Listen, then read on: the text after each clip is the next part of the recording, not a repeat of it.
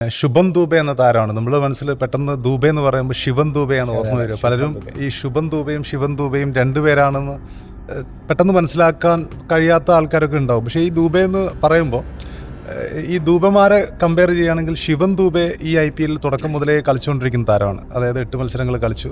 ഇദ്ദേഹം കളിച്ചിരിക്കുന്നത് 2 മത്സരമാണ്, ശുഭൻ ദൂബെ. പക്ഷേ ശിവൻ ദൂബെ ഈ IPL കളിച്ചിരിക്കുന്നതിൻ്റെ ഇമ്പാക്റ്റ്ഫുൾ നോക്കുമ്പോൾ ഈ 2 മത്സരം കൊണ്ട് അതിനേക്കാൾ ഇമ്പാക്റ്റ്ഫുള്ളായിട്ട് ശുഭൻ ദൂബെ കളിച്ചു എന്നുള്ളതാണ് പറയാനുള്ളത്. കാരണം ഇതിന് മുമ്പത്തെ മത്സരവും അദ്ദേഹം ഒരു 11 പന്തിൽ 19 റൺസ് നോട്ട് ഔട്ടായിട്ട് വിജയശില്പിയായിരുന്നു. അതിനൊപ്പം തന്നെ 12 പന്തിൽ 31 നോട്ട് ഔട്ട് എന്ന രീതിയിൽ അദ്ദേഹം ഈ മത്സരത്തിലും പെർഫോം ചെയ്തു. അപ്പോൾ ശുഭൻ ദൂബെ എന്ന താരത്തെ ഇന്നലെ രാജസ്ഥാൻ ഇറക്കിയത് അദ്ദേഹത്തിന് നൽകിയ പൊസിഷൻ വളരെ ഇമ്പോർട്ടൻ്റ് ആയിരുന്നു. നമുക്കറിയാം, കഴിഞ്ഞ സീസണിൽ രാജസ്ഥാൻ പലപ്പോഴും അടിപതറിയത് ഹെറ്റ്മയർ ധ്രുവ് ജുറേൽ സഖ്യം എങ്ങനെ ഫിനിഷ് ചെയ്യും എന്ന രീതിയിലായിരുന്നു. പല മത്സരങ്ങളിലും ജയിക്കാവുന്ന മത്സരങ്ങൾ പോലും കൈവിട്ടത് ഇവരുടെ ഫിനിഷിംഗ് പ്രശ്നമായിരുന്നു. അപ്പോൾ ഈ മത്സരത്തിലേക്ക് വരുമ്പോൾ ഈ ഹെറ്റ്മയറേക്ക് ദൂരെ തൂക്കി എറിഞ്ഞു. അതിനൊപ്പം തന്നെ ഫെറൈറയെ ടീമിലേക്ക് എത്തിച്ചു. ശുഭൻ ദൂബെ പ്ലസ് ഫെറൈറ എന്നൊരു ഫിനിഷിംഗ് സഖ്യം അവിടെ കൃത്യമായിട്ടും ഉടലെടുത്ത് കഴിഞ്ഞിരിക്കുകയാണ്. നേരത്തെ ആരിസ് പറഞ്ഞ പോലെ ആ ഒരു ഫിനിഷിംഗ് എന്ന രീതിയിൽ 2 പേര് അവർക്ക് കിട്ടിയിരിക്കുകയാണ്. കഴിഞ്ഞ മത്സരത്തിൽ പിന്നെ ഈ ശുഭൻ ദൂബെ ഇറക്കിയൊരു പൊസിഷനും കൃത്യമായിരുന്നു. കാരണം നോർമലി അതിനുശേഷം രവീന്ദ്ര ജഡേജ, ദസുൻ ഷനക എന്നീ താരങ്ങളുണ്ടായിരുന്നു.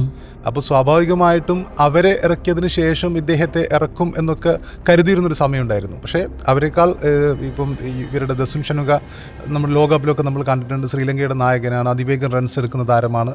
അതുപോലെ രവീന്ദ്ര ജഡേജ എക്സ്പീരിയൻസ്ഡാണ്, 2008 മുതലേ IPL കളിക്കുന്ന ഒരാളാണ്.